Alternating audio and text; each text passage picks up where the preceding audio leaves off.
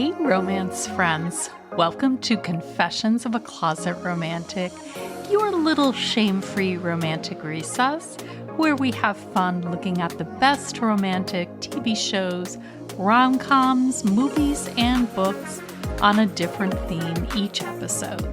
This is Poppy, and this episode we continue our talk about advice romance.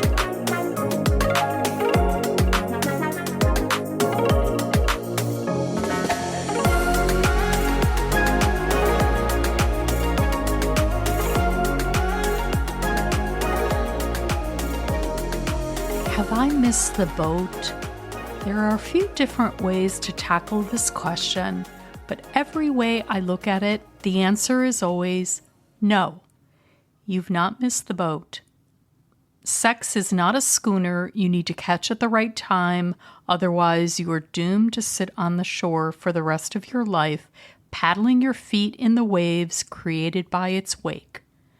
The harbor is teeming with boats, and you can hop on board whenever you fancy it. You could live most of your life ambivalent about sex or prevented from exploring it by partners, shyness, or society, then one day just decide that you want to explore your own pleasure and leap onto one of the many, many boats and see where it takes you.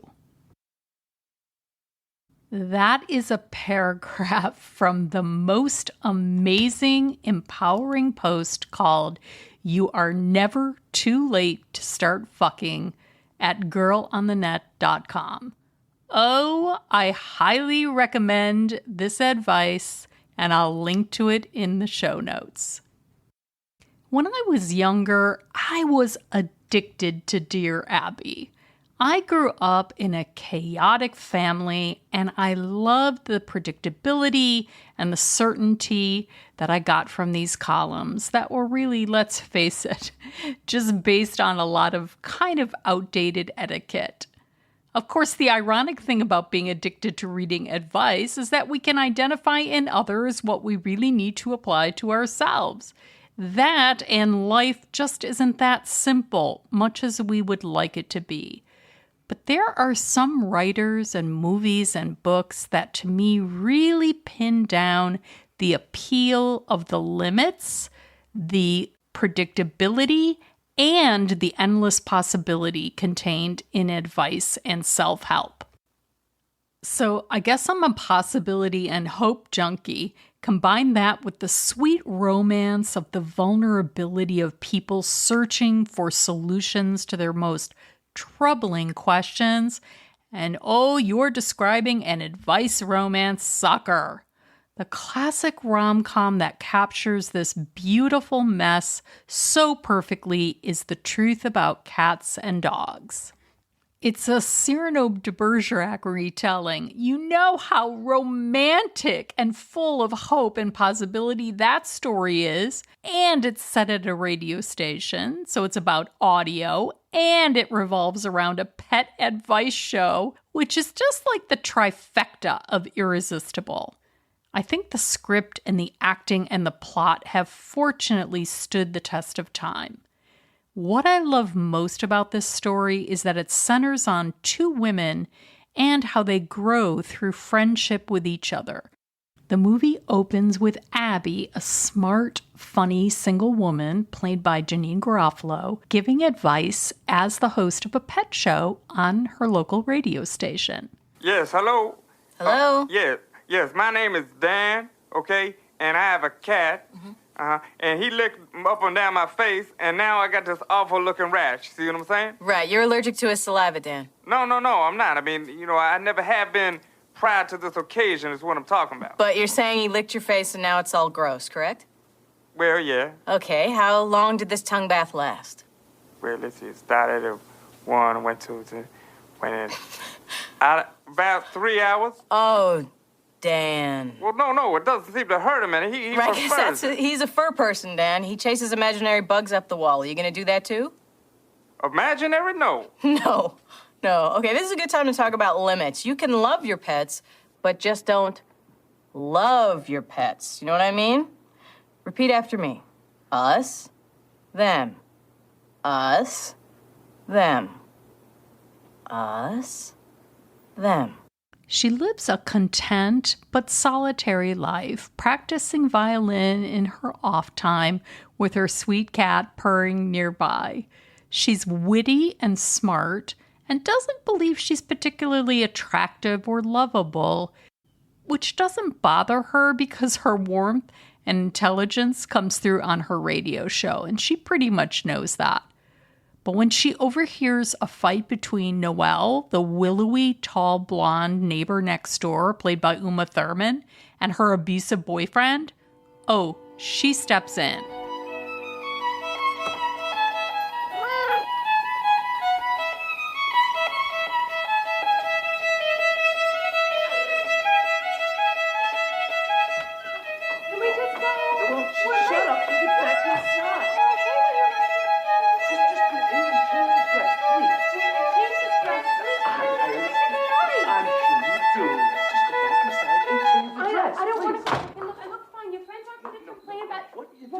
You look fat.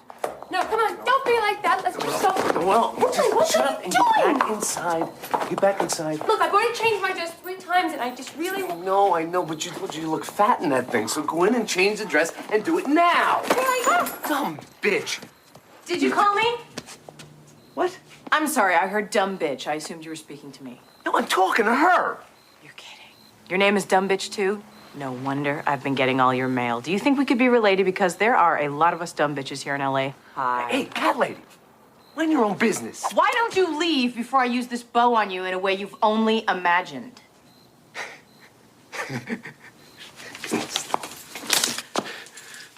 Here, imagine that.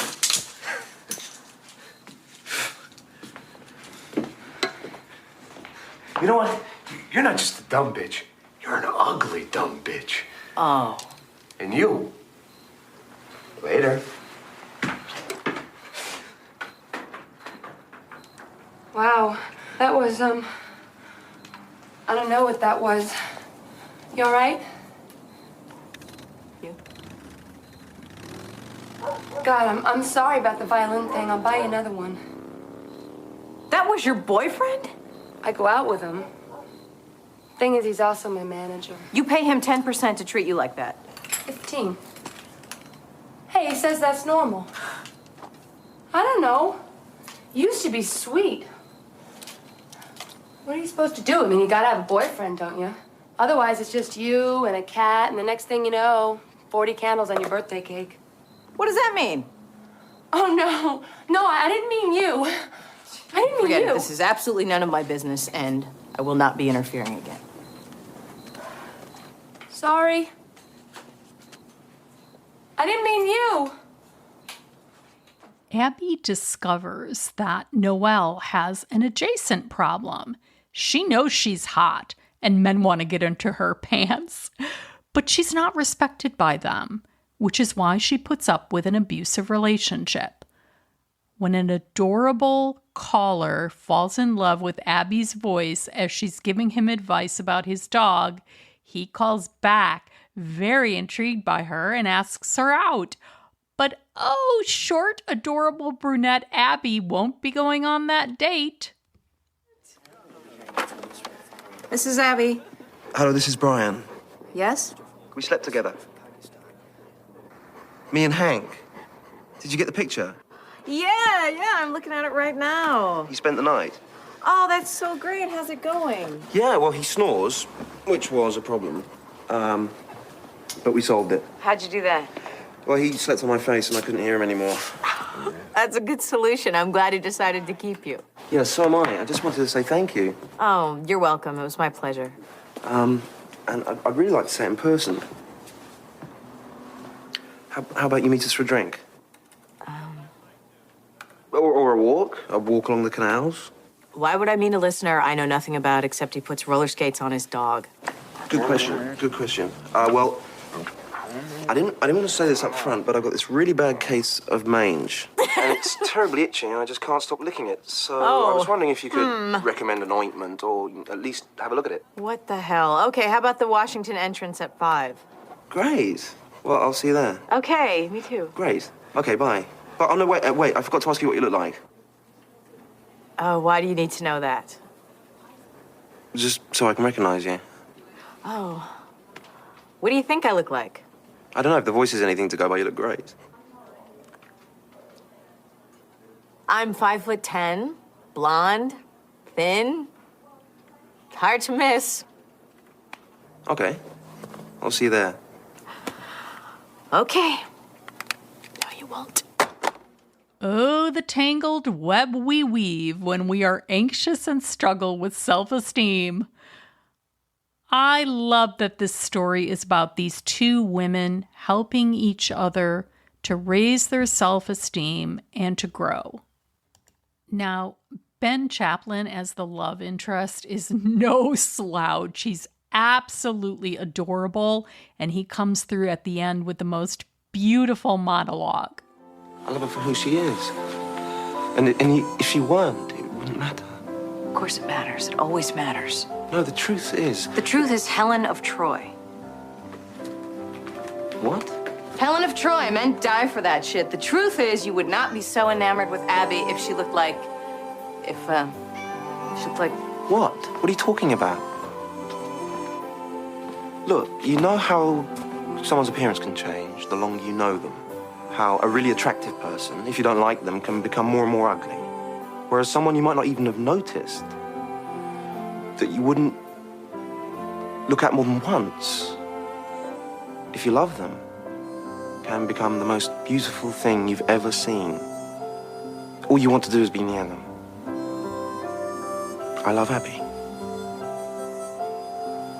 It doesn't matter what she looks like.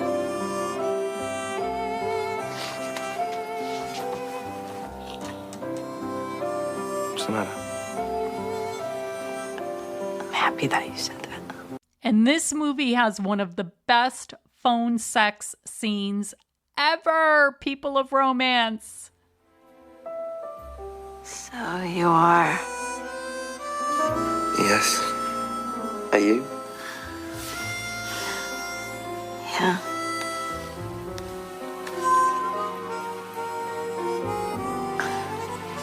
Say something. I want to make love to you. Sorry. Never on the first phone call. No, don't. Don't do that. Then if you do that, we'll chicken out and we won't do what I think we're about to do. Okay, just let me do one thing.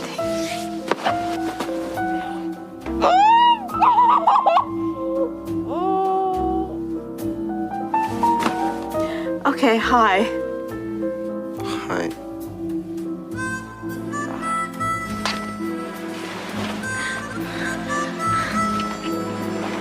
Okay. So where's your hand? Woo! Intellectual, witty, and hot. My favorite kind of romance. So my advice is, see this rom-com.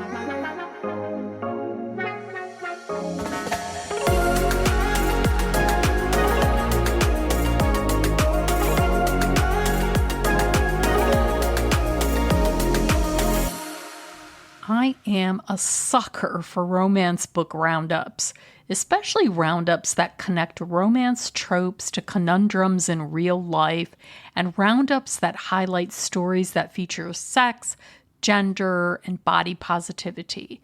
Kind of like what I'm trying to do with this podcast. And one writer who does this so beautifully is Isabelle Popp of BookRiot.com. Some of her recent columns are The Claws That Catch Feelings, 12 Queer Monster Romances, or So You Hated That Book Your Friend Recommended to You, or Should Romance Novels Reflect Realities or Indulge Fantasies? Oh, that one I highly recommend if you've ever been troubled by something you might consider problematic while reading romance, or if you're ashamed of reading the genre at all. Hello, this podcast exists because of that feeling. What I love most about Isabelle's essays is that she's very accepting and supportive of kinks and trope choices. She's not exactly giving advice, but she's very thought-provoking. She's a guide with an informed point of view from somebody who loves the romance genre, while admitting to being a sucker for some tropes that make her uncomfortable in everyday life. And what I'm most eager to talk to you about is your advice that we let the contradictions exist, that we talk about trusting readers to know the difference between reality and fantasy, but also how certain romances, tropes, whatever plots can enlarge our worldviews and why that might be important. Yeah, well, thanks so much for having me. I think these contradictions are really tricky for us all. And I know that one of the things that baffles me are billionaire romances, because most people whose politics I agree with would probably also agree with me that billionaires shouldn't exist, which is a statement that I just say in the essay. And also I find it very difficult to read billionaire romances because the fantasy of them just doesn't appeal to me. But there are other kinds of fantasies like royalty and celebrities that I'm a real sucker for. And I don't like monarchies. and I think that there's a lot wrong with celebrity culture. And I've been trying to think about what is it behind those things, behind things like celebrities and royalty. And as I said in the essay, part of it is these outsized representations of safety in all of these different ways: monetary safety, physical safety, safety from being powerless and things like that. But I also think that is less of what personally appeals to me. And I think with things like royalty romances and celebrity romances there's this idea of a person who could have anyone in the world and they choose this person. And I think that's a different kind of thing than this like safety fantasy. And can't knock anybody who wants a safety fantasy. Life is precarious.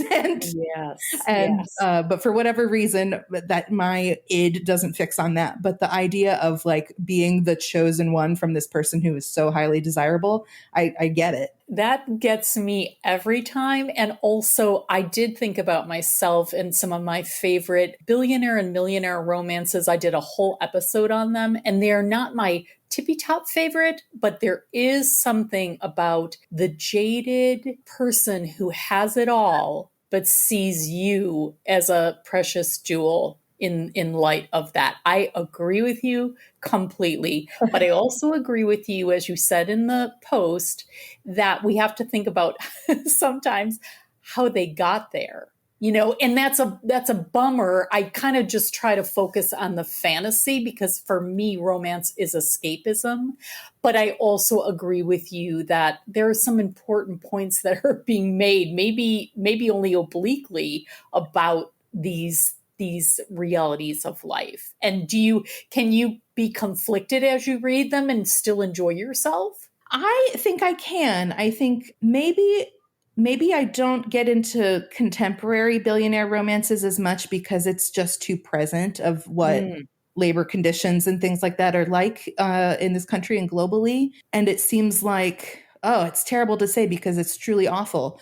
But in historical romances, things are so swept aside when it comes to chattel slavery and the slave trade enriching aristocrats in the UK. And the way that it's written really obfuscates those realities, and you're just in the ballrooms with the gowns. And because we have so much like chronological distance from that, it seems easier to sit with those two conflicting things. But that said, I am really glad for historical romances that are trying to move away from idealizing aristocracy and are looking more toward what people in other social classes are doing, or examining race in these historical romances. I'm interested in those, but the truth is I can still enjoy these extremely problematic ones for the pure escapism when you have to really ignore all of the seething underbelly. How do we safely explore? Like, what is an experience in your life? Can you think of a book a romance book specifically that did that for you? Sure. I think that one of the areas of the sort of quasi taboo romance that I'm really interested in is the sexy priest. I'm not gonna lie. Okay, go And on. I know, yeah. So I grew up Catholic. I went to Catholic school. Me too. Wow, yeah. Solidarity. Okay, I want to know how you get over the programming to love because I tried Sierra Simone's Priest, and I am no longer, I consider myself Catholic, but I'm not an active Catholic.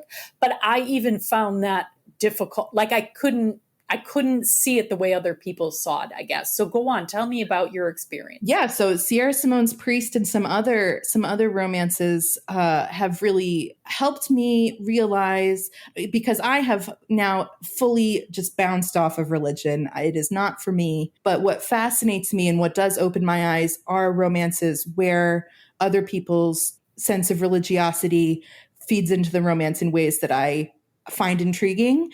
And how exactly I got over it, my programming, oh my gosh, is a really great question that I don't have a lot of answers. Well, yeah. I actually wrote another piece for BookRiot about, the title is something like How Books About Dinosaurs Made Me Lose My Religion. Oh, and it's sort of about the gradual process of these doubts sort of fomenting from a young age, when inconsistencies in the stories I was being told were troubling me. And one of the real turning points for me was reading Cat's Cradle by Kurt Vonnegut at the right time in my life. And since then, reading some of these more religiously overtoned romance novels. And one I want to talk about that I read really recently is Exodus chapter 20, verse 3 by Freydis Moon. And so that's like Exodus 20:3.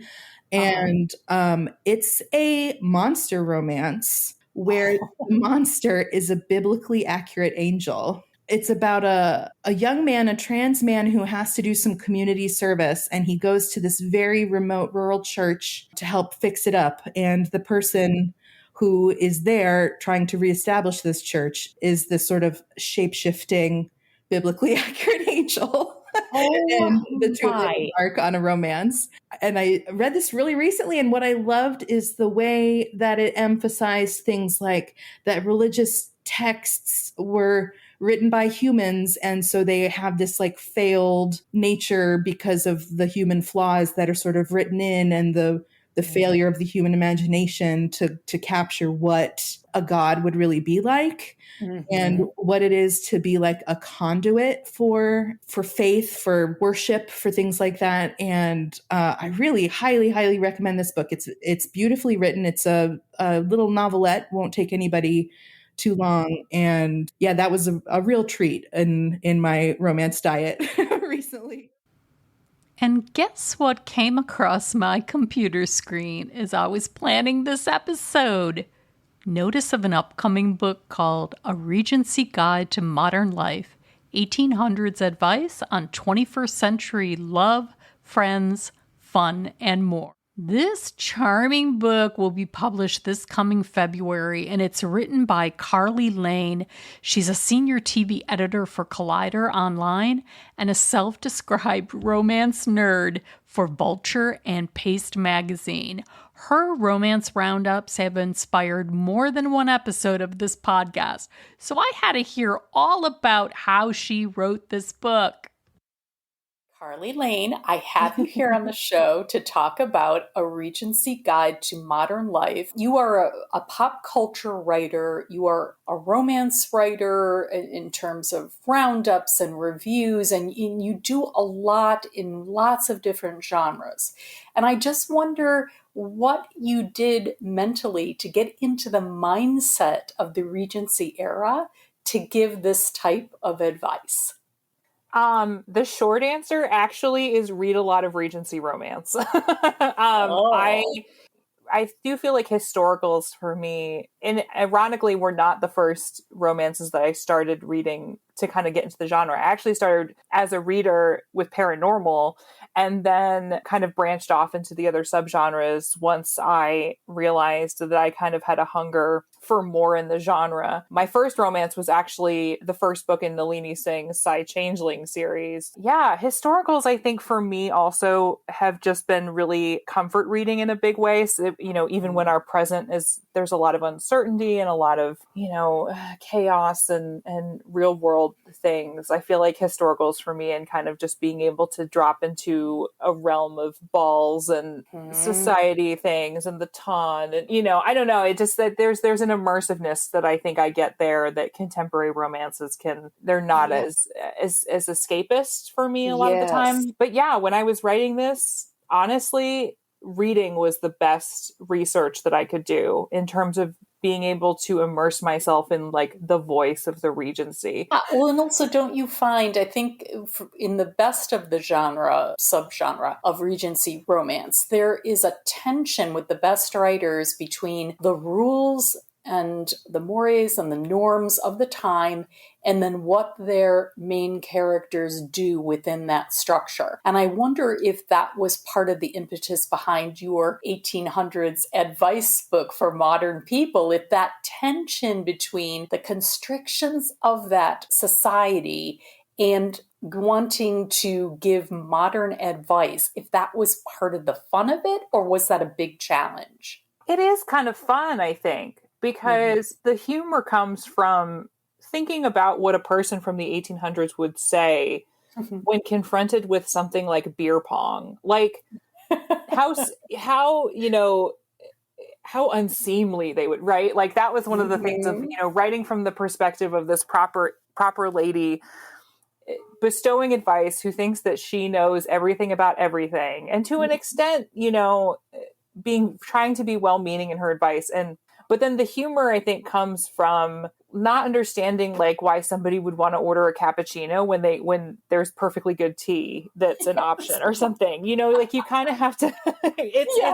It's standing, putting a foot in, and kind of keeping a toe in the Regency traditions. Like, for example, I had a question in there about how to give a proper dinner party. And of course, like the in thing would be to rent a pineapple or like serve, lamprey eel or something. And you'd read that and go, well, this is ridiculous. But then buried within those kind of more ludicrous suggestions are really helpful things of like, oh, well, you want to have, place settings, and you want to have, an aesthetic and maybe a color scheme, and, and then you want to have games after dinner. And so things that I feel like are still kind of almost timeless in that way, that are kind of paired with the silliness of, traditions that we definitely do not follow anymore. Yeah, and I wonder too, there's something very comforting about those. Like, how did you pick the questions to pose to? It's Lady A is the person giving out, right? How did you pick the questions? And did you struggle at all sometimes with thinking, well, this seems like really a privileged question? Or is this a question that's very universal? Like, how did you parse through that? Yeah, and Lady A is actually, it's kind of my nod to Jane Austen, because I was thinking, it isn't Jane Austen per se, but like it is a little bit of a wink, at the Austen of it all. And so the book is actually organized into sections that are themed around different dilemmas. So you have, love and romance is one, you have friends is another one, you have family. There's one that's like etiquette and appearance. There's one about employment and like problems in the workplace. And then there's one, I think the last section is about like self-improvement, like how to become the best version of yourself. So they're kind of divvied out. And then within that section there's questions that are basically just within that overall theme. So you would have things like what to do if you've been ghosted by someone, or like how to navigate the world of dating apps, or what do you do after a breakup? Like how can you stay friends with someone that you have decided to break up with? Is that even possible? Or, for like the family thing, it's like how to introduce yourself to your in-laws for the first time, or make a good impression, or how to deal with extended family at a big family event when maybe some of your extended family isn't people that you always want to be around. I wanted the advice in there, as funny as it is, to still be good advice. So I did feel like while I was writing it that the advice came pretty easily. I think, honestly, I feel like 90% of the issues in the book can be solved by communication. 90% of the dilemmas can be solved by open and honest communication between people. Then you realize how universal a lot of these problems still are.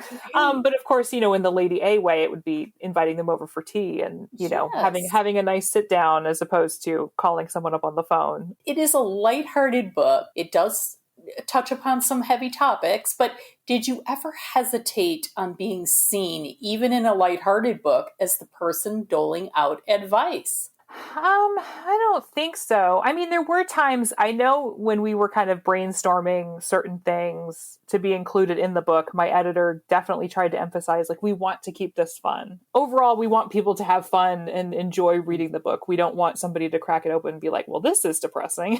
So, right. You want somebody to feel like a fulfilled feeling afterward, as opposed to, the opposite. So, well, I think it manages to be a delightful escape and at the same time, a really loving companion. If you are feeling a little lost or lonely, which we all feel from time to time, especially in the modern world. And I love that it's a beautiful older person in your life saying, hey, honey, I've been there.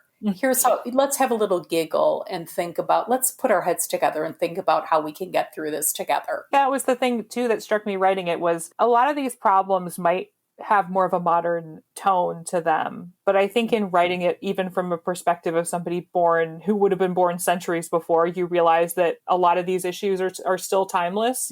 They're still rooted in things that people would have struggled with back then and still struggle with now. And so I think there's something universal even in the concept that, I'm hoping that when people read it, they'll kind of see that it doesn't matter what era you're from. We all have those same struggles and some of the situations or the solutions that we have, I guess, for dealing with them might seem a little silly, but at the root of them is still, there's still that common ground.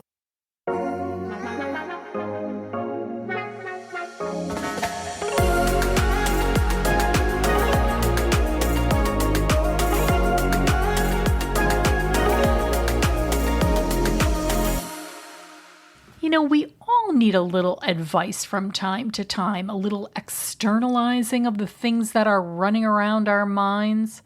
And it's so nice to get an objective viewpoint, even when it's fictionalized.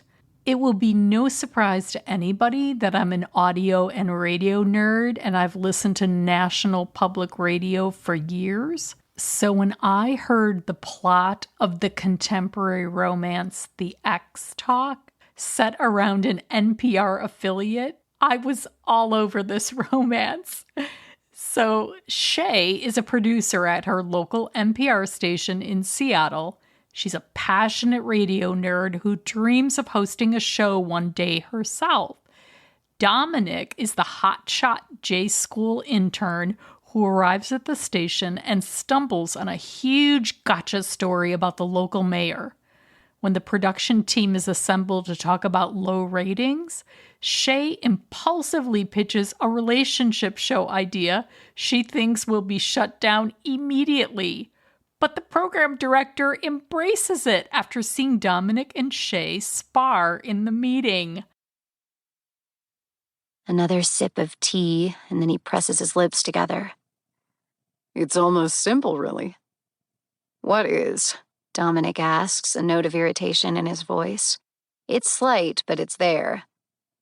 The two of you, co-hosting Shay's dating show. There's a brief silence before we both burst out laughing. Nothing about Kent's declaration makes sense, and yet he says it with an air of nonchalance. My heart leaps at the word hosting, but this has to be a joke. Producing, he must have meant. I chance a look at Dominic, and it might be the first time I've seen him look genuinely amused. He's usually so serious, so stoic, every bit the objective reporter. There's an openness to this new expression of his. I don't even know where to start, Dominic says between laughs. And okay, now it's becoming excessive. He doesn't need to laugh quite that hard about the show idea, does he? Is this a joke? Not a joke, Kent says. And maybe all three of us have lost our minds. What do you think? Aside from the obvious, like Shay never having hosted a show, we've never dated, Dominic says. And though I take some offense at that, he's not wrong. There are 1,000 holes in Kent's suggestion, but despite the content of the show, I'm not a host. I don't have the right training or the right experience or the right voice. You've never hosted a show either, I point out. But I've been on the air. I don't want to spar with Dominic in front of Kent, but I can't deal with his smugness. You were live for the first time yesterday. I give him some exaggerated applause. I guess you picked up everything about journalism in 1 year of grad school and then everything about live radio during a single hour-long show. Yeah, that checks out. Kent's grin is terrifying. See? This is it. This is what I'm talking about. This thing you two have. It's fascinating. I see the way you two act around the newsroom. I know I spend a lot of time in this office, but I'm perceptive. You two have this great chemistry, this natural conflict. Dominic is all about the news and the hard facts. And Shay, you like the softer, more human-centered pieces. I don't love the way he says softer, as though implying what I like is more feminine.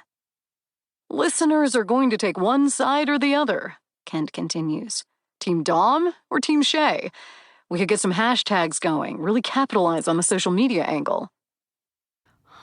Relationship advice ripped straight from the fake dating relationship. Nothing will go wrong with that.